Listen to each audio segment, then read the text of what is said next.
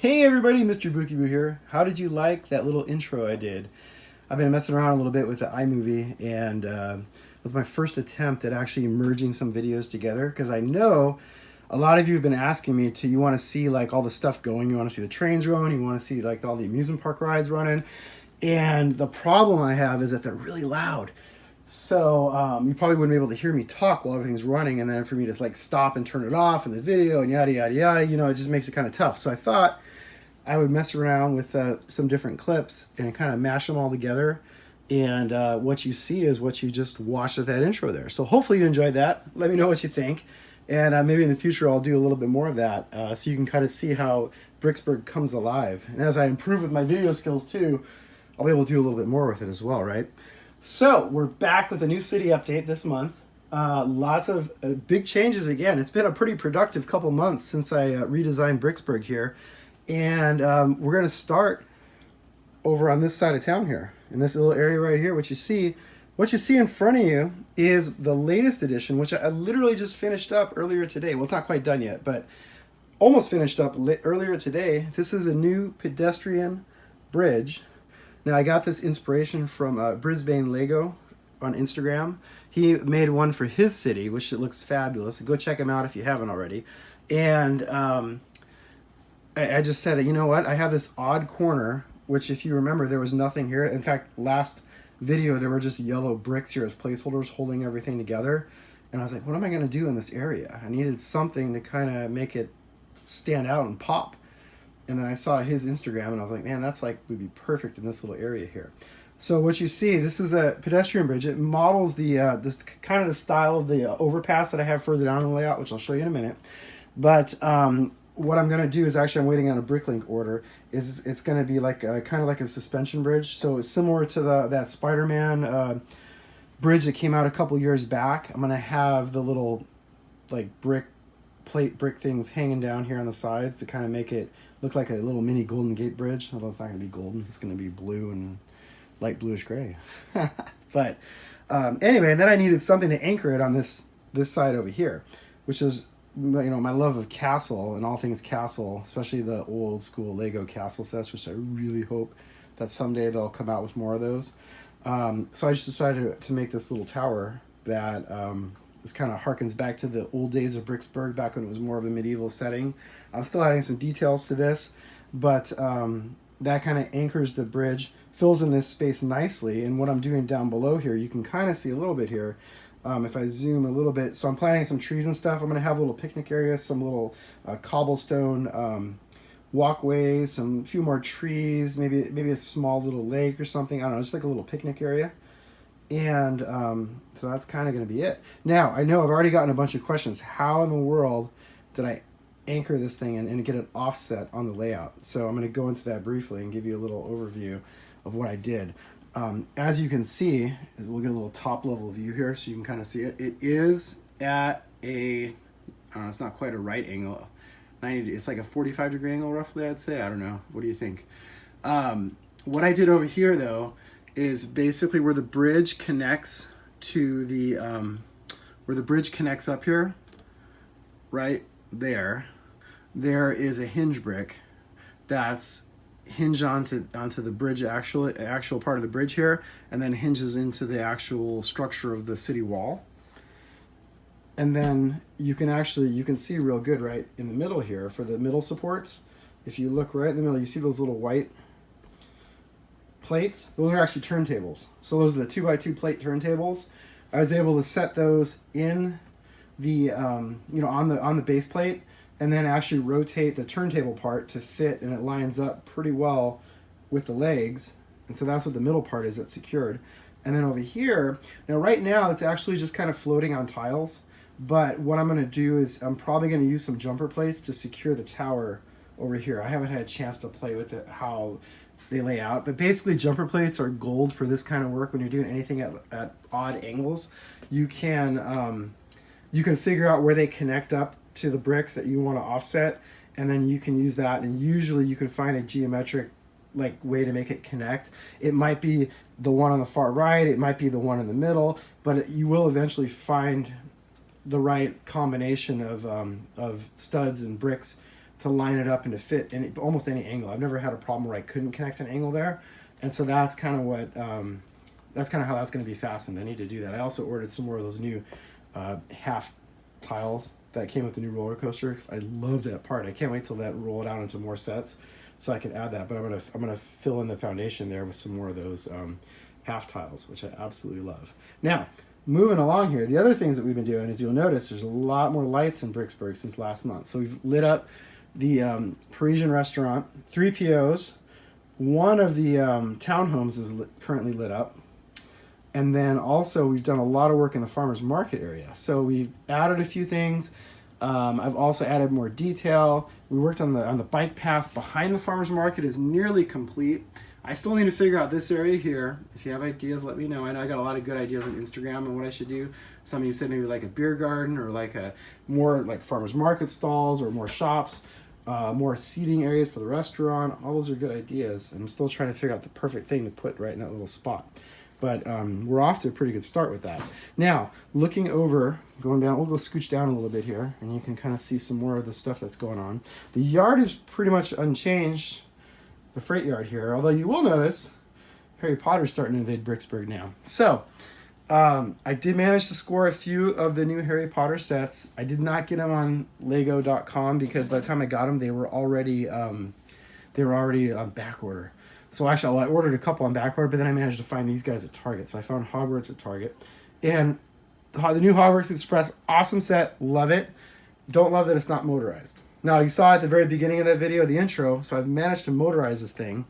And I've also, the original coaches that came with it were really short. They were like basically 4 windows long, and that was it. So what I did is I've lengthened the coaches using some larger train what are those, train chassis plates that I had, lengthened it, and I basically kind of copied the design of the Emerald Knight coach, which you can see back there for the doors and whatnot, because it drives me nuts that Lego doesn't put doors on trains. So I managed to do that, lengthened it, made it a little more substantial, and then I motorized the Hogwarts Express. So you're probably asking me, how in the world did you do that? I didn't take the Emerald Knight route and try to motorize all the gears and drive shafts and all that stuff because I didn't have the time or the skill to like rip the thing apart and do it. So I kind of cheated, but it works really well. So what I did is I just used the bogey motor, and it's in the tender. The battery box is on top. So this is the motor, the motorized wheel brick is basically running here. The battery box is in the tender, and the IR receiver is in the cab. I want to rebuild this cab because I'm not happy with it. It looks kind of, I don't know, not complete.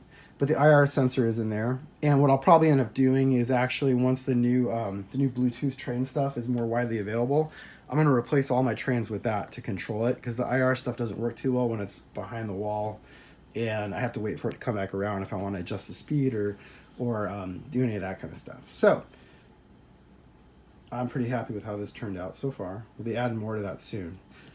Back to Bricksburg. So we've added more detail in the farmer's market area and the promenade and the walkway here. I finally found a spot for the juice bar, which we added right there. So that's going to be Jawa juice. So we have Yoda's yogurt, Darth Baker, Han's honey, Farmer Akbar, Fett's flowers, and the Emperor's eggs down in the end there. Joining them now, Jawa juice. I got to get some Jawas in there though to serve up the juice. But I think that fit. I had that space. I didn't know what to do with it. I think that was a pretty good use of space there. We're going to scooch down a little bit more here. Now, this area is actually coming together pretty nicely. So the little town square area, I've got the fountain in place. I did a lot of tile work here, you can see. I'm still trying to figure out if I want to do more. I'm added some flowers here. I got to figure out what to do in these 2 squares. And then, of course, I got to finish behind here. But you can see the Imperial Recruitment Center is being built quickly, and it's kind of getting bigger and bigger. I'm probably going to add one more level so it's kind of more in line with the facades in the background. And then you'll also notice that the Grand Emporium's lit up. That kit is fantastic because the sign is lit. The interior, all these little window wells are lit up here, you can see. And then, of course, the sign here, and then the bottom, the little lanterns outside as well. Really cool light kit. And then also, of course, Palace Cinema, the diner. And I added the rotating spotlights in that area too, which is pretty cool. And then just more details. We move down here, you'll see a little bit more. So I've been working in the frontage area here, so you can kind of see I added more bricks, sidewalks, planters, trees, you name it. I'm kind of adding a detail to it. And then we kind of get down in this area where there's not so much improvement, not a whole lot going on right now, but we're slowly moving over this way. I still have a few facades I need to set in place correctly. This is just more of a construction area for now. It's just lots of like little details that I'm adding in the city, so you need a place to put it. That's where they ended up. The train platform, still in place. Not a whole lot going on here, but over here, you'll notice, and let's see if I can get the angle on this, that the new, I'm gonna set the tripod down here, that now the amusement park has a new entrance. So right over here, I've been wanting to put an entrance in, and let's see if I can zoom in a bit. Here we go. So that's kind of the end result. Still working on it, still adding details to it, but you can see there's a ticket booth, there's an entrance and an exit, and there's going to be more fencing around it, of course, too, and more tile work. But you can kind of get a feel for how that's going to look. Now, this front area where all the junk is, I think I'm still going to make that a parking lot. Although I'm still having doubts with Ghostbusters. It's like Ghostbusters is always causing me some issues as I drop the tripod. Just because it's so big. Now, it fits in this area, but if I, back to like if I take it out, I can add more smaller stuff to this area. So I don't know. I'm still on the fence on it. And I have it now where you can kind of open it up. But if I build out this area in front, you're not going to be able to open it because I want to put fencing. And even if it's just a simple parking lot, it's still not going to be very practical. So for now, it's there. That may change. That's the beauty of Lego, right? We can always change our minds. If you don't like it, take it up, rebuild it, do something else. But that's kind of where we're at. Now, I've done a lot of work over here. I'm going to have to maneuver around to get in this area here. Just see it. On one of these days, I'll give you a tour behind the scenes, and you can see the rest of Bricksburg and all the junk I have on the floor and on the work area and like the other areas here. So the pirate swing ride. So I did get the new pirate coaster ride, which was awesome. I didn't have a place for the actual pirate roller coaster. I've already seen some fantastic builds. If you want to look online on Instagram, some people have motorized it. They've totally done total conversions of it. So they made like I've seen one that was like a medieval one. I've seen like a space themed one. I've seen some really cool stuff done with this set. For me, I didn't have room for the coaster, but I really like the alternate build or the dragon swing because it fit right in this little area in front of the Ferris wheel. So I had the Ferris wheel and I had this big like kind of open area that I didn't quite know what to do with. I just want to make sidewalks or something like that because it's boring. And I said, you know what? This pirate swing is going to fit perfectly right there. And so that's what I've done is I basically put it in unmodified, except for a few little changes to the actual ride. And then I redid the front. So I added this front area here where this is more, just added more detail. And it's kind of like that classic Pirates look and feel to it. And then I also added a bunch of water around here. Now I got this idea from another Lego Instagrammer, HD and HD. So if you haven't checked out her feed, go check that out because she's got some great ideas and some great stuff in her city. And one of those was the water around the pirate coaster, which I really like that effect. It's the same water idea that I did with the Lego castle. It's just like, it's kind of like a water ride because it's a pirate ship and it just makes sense to have the water in there. You can imagine like as they go down, maybe the water comes up and sprays them or something like that. Yeah, this is really cool here. I almost forgot about this. So you're going to see this tiny bitty little brick right here. You're wondering, what in the world is that? What is Mr. Bookie Boo up to now? Well, one of the things that bothered me about my train layout is this curve would go around and loop back around all the way, all the way over here to the other end of Bricksburg. And trains would enter like the Miz area from here, right? They'd come in and they'd go all the way around and then they'd come out here. The only way to get out of this loop is to go backwards this way, back out through that tunnel. Not anymore. What I've done, this right here is actually, and if you can hear it, you hear that clicking? So what I've done is I've actually hidden a switch behind the facade, behind the wall, all the way in the back. So now trains can continue along the back of the wall here. They can continue going straight, and they're going to loop around on a separate loop, and they're going to actually connect. There's another switch hidden back here, and you can't see it. I don't know if I can even get the angle on it for you to see it. Let's see if I can do it without like destroying everything here. Oh, you can kind of see it. So there's the throw for the switch. So that connects up to that loop, and it's actually going to allow the trains to not have to back up to get out of the city area. They're actually able to go around and connect up that way. So it's kind of like a Y, basically, is what I created. That's the word I was looking for.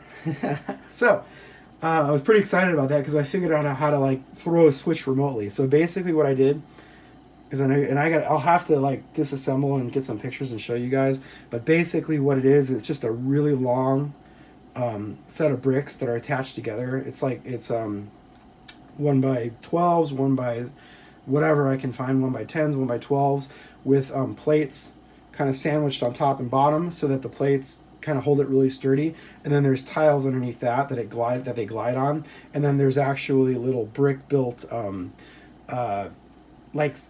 enclosures around that they slide in and out of to keep it all secure and to hold it in place. And then all the base plates kind of hold everything together because the track is attached so it doesn't slide. Because without it, there's not enough force to throw the switch if it's not all attached. So everything had to be attached really securely. And so that's what I ended up doing there. Now, the rest of this, we're still working in this area. Not a whole lot of progress. These are the little sets that actually come with that pirate swing coaster thing. So I'll probably put those somewhere. I'm not quite sure where I'm going to put them.